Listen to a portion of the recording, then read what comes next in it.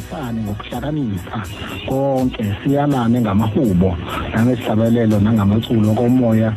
imhubele uNkulunkulu ezinhlizweni zenu ngokubonga konke nikwenza noma ngezwi noma ngokomsebenzi kwenzeni konke egameni leNkosi uJesu nimbonga uNkulunkulu uyise ngaye uthi angisho ukuthi lengosi namhlanje ezokhuluma ngobuNazareth nezinwele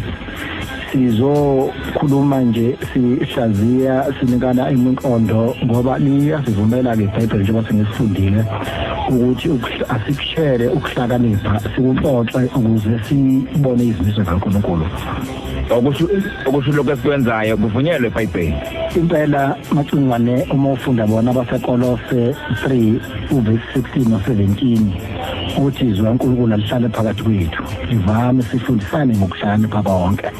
yikho lokho esikwenza lapho siyalane nangazi ihlabelelo nangamahubo yikho lokho esikwenza lapho mfethu ngiyithanda kakhulu ngoba iBhayibheli kuye lithi abantu bayabhubha ngokuswela ulwazi silethe ulwazi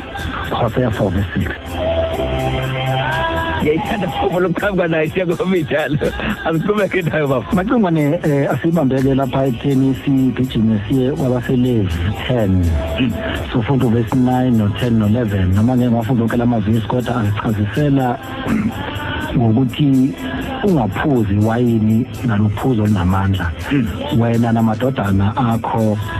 kanye nawe ngokuba isimiso kuba isimiso esiphakade ezizolweni ezizukulwane umufunda futhi incwadi yabahluleli 13 verse 17 ufunda futhi incwadi yabahluleli 13 uverse 5 ekhuluma khona ngaso isimiso sokungagundwa kwezinwele kodwa ke ukuze singachithi isikhathi lesiphuthume kuSamuel wokuqala isahluko sokuqala sifunda indimanyana ka11 ukuzalwa kwaSamuel bese ngimnika uJehova zonke insuku zokuhamba kwakhe kungathithi imfuzo ekhanda lakhe sibona uSamuel engakazalwa kufika lesi sibonakalo sikaNkulunkulu ukuthi umntwana ozozalwa kungathinti imfuzo ekhanda lakhe uma ufunda futhi ngoba uma ungakunda koyinele abanye bangathi into eseTestament elidala kuphela kanti khona eTestament elisha asiyencwadini ezenzo 18 verse 18 sibona lapho uPawuli omunye wabaapostoli owenza imisebenzi emikhulu nobhale kakhulu eBhayibhelini eTestament elisha kwa uPawuli esehlala izinsuku eziningi wayeSiriya esegundile ikhanda lakhe njoba wayebophe ngesifungo okusho ukuthi noPawuli uqobo ngaka wasithatha isifungo sokuba umNaziri siyakhumbula futhi ukuthi uPawuli uyizezo 21 verse 23 uPawuli eJerusalem ngakho uthi 23 ngakho yenza lokhu esikusho kuwe kukhona kithi amadodana amane azibophe ngesifungo sikhuluma ngamadodana amane la kuyavela lapha eBhayibhelini ukuthi baningi abantu babethatha isifungo soba amaNaziri kodwa futhi uma ufunda incwadi kaLevi 19 verse 26 uma usuthathe isifungo soba umNaziri awunakudla okunegazi ningenzi imilingo ningahloli imihlola ingakho uma futhi kuLevi 3 verse 17 kuya kuba isimiso esiphakade ezizukulwaneni zenu ningadla amanoni negazi ingakho uma ifika umqalo endlela uthi amaNazareth angabudli ububende ngoba uma wakho ubende uxuba igazi namanoni aletho silwane noma leyo nkomo esuyihlatshiwe amaNazareth nje awabudla ububende ngoba engamaNaziri ungubani ke uJesu sesidlulile into eziningi silapha emsazweni ngamasabatha sikhuluma ngoJesu njengomNaziri yes uyasho ke izenzo 22 uverse 6 kuya 8 ngase ngiphendula ngithi ngubani inkosi na ngoba uPawulo mayisha umbani wabuza ukuthi ngubani inkosi na wathi kimi mina nginguJesu waseNazarethe omzingelayo uJesu nje yena uqobo mayechaza uthi unguJesu waseNazarethe uma echaza liyachaza futhi iBhayibheli ukuthi ke waya eGalile unina noyise uJoseph noMaria bakhe eGalile emzini waseNazarethe wabhalisela ukuthi ubuzwa qha umNaziri yes ngakho ke bekubalekile ukuthi izithembiso zobuNaziri sizazi ukuthi unwele lubaluleke kangakanani nanokuthi ifilosofi yezinwele yacindezelwa kangakanani abantu ababengama-anthropologists, ama-sociologists, ama-psychologists nama-scholars ukuze kungabhalwa lutho ngonwele ikakhulukazi thina esingama-Afrika ngoba kwawazi ukuthi ipolitiki yonelo ipolitiki ejule kangakanani. Ungakuthola futhi lokho mawufunda enye ama-journal, i-journal ebizwa ngokuthi Journal of African Studies, volume 12 number 8 yakho December 2018. Esihloko sithi following the Greek aphorism, know thyself. Ufika ukutholeke ukubaleka konwele kodwa unwele lujule ngokuthi macingwane unwele lona okuhlanganisa umuntu noma umzimba womuntu nomkhathi noma eminye imihlaba ekhona uNkulunkulu ayidalile. Ethi God's politics. Esihloko sithi why the right gets it wrong and left doesn't get it.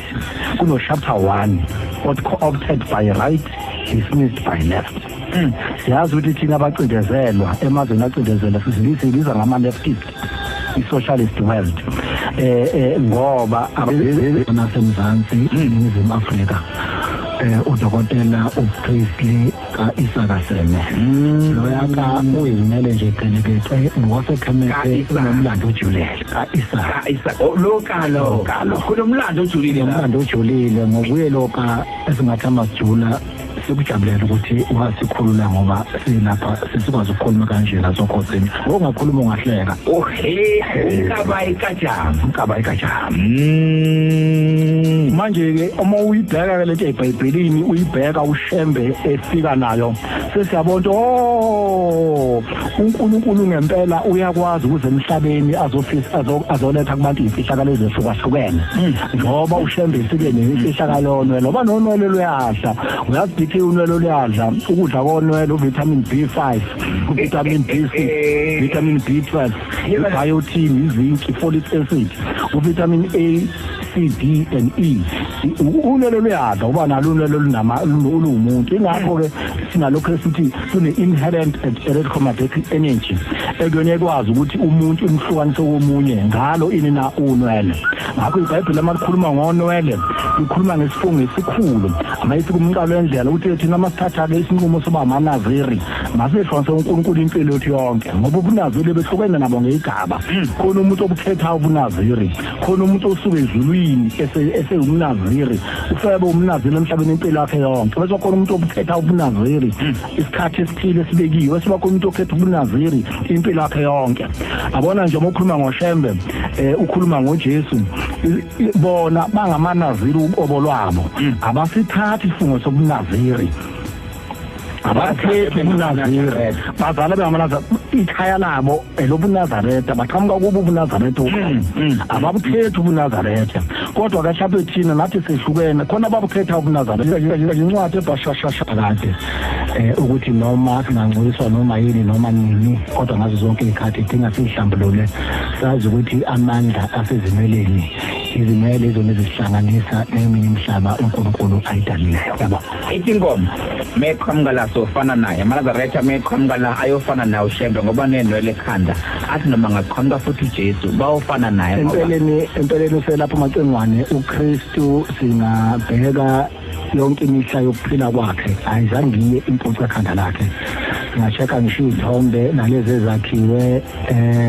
lapho ngeke ngisho ukuthi ke bayiziphi inhlanga ngoba siyazi kodwa uma evela nje akaveli egundile uvele nenwele zakhe waze wahambe nenwele zakhe kodwa mhlawumbe kobe sihloko sangelinye ilanga nokuthi lesimbheke ukuthi ke kwakusho ukuthi la